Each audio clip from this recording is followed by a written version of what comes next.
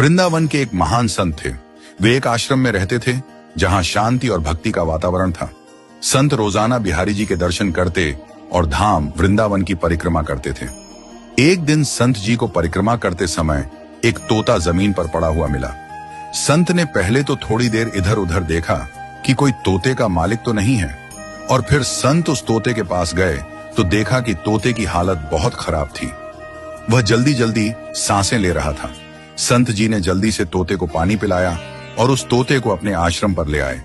तोते को थोड़ा खाने को दिया और आराम करने के लिए अंदर कुटिया में सुला दिया। संत जी ने उस तोते की बहुत देखभाल की और 2 दिन बाद तोता एकदम सही हो गया।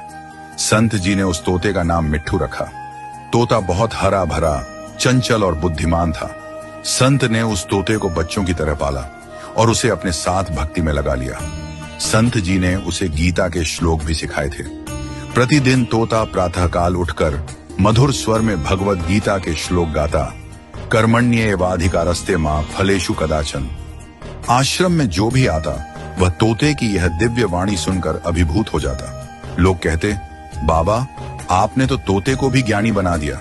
संत मुस्कुराते और कहते, भक्ति किसी भी रूप में आ सकती है। यदि भाव शुद्ध हो तो पक्षी भी भगवान का नाम ले सकते हैं। परंतु एक दिन आकाश में घनघोर बादल छा गए। वातावरण में अजीब बेचैनी थी। उसी दिन एक बिल्ली दबे पांव आई और अचानक तोते पर झपट पड़ी। तोता चीखते हुए टाय टाय करता हुआ बिल्ली की पकड़ में आ गया और अंतर्धान हो गया। अब संत मौन हो गए। वे कुछ न कहते न खाते, बस एक तक देखते रहते। लोगों ने देखा कि जो बाबा सदा मुस्कुराते रहते थे वे आज गहरे चिंतन में डूबे हैं। लोगों ने कहा, बाबा क्यों दुखी हो रहे हैं? हम दूसरा तोता ला देंगे और उससे भी गीता के श्लोक रटवा देंगे। संत ने शांत स्वर में उत्तर दिया, मैं तोते के चले जाने से दुखी नहीं हूं, बल्कि उस क्षण से दुखी हूं जब बिल्ली ने उस पर झपटा मारा। उसने कोई श्लोक नहीं कहा, केवल टाय टाय किया। मैं सोच में हूं, मैंने भी जीवन भर भगवद गीता पढ़ी है, पर जिस क्षण यमराज मुझ पर झपटेंगे, क्या मेरे मुख से भी कर्मण्येवाधिकारस्ते निकलेगा या केवल डर और भ्रम से टाय टाय ही निकलेगा?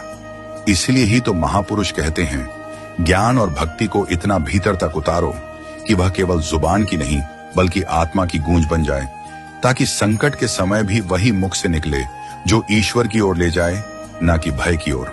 सच्चा ज्ञान वही है जो कठिन समय में भी तुम्हारा साथ न छोड़े, और सच्ची भक्ति वही है जो मृत्यु के क्षण में भी तुम्हें ईश्वर का स्मरण कराए।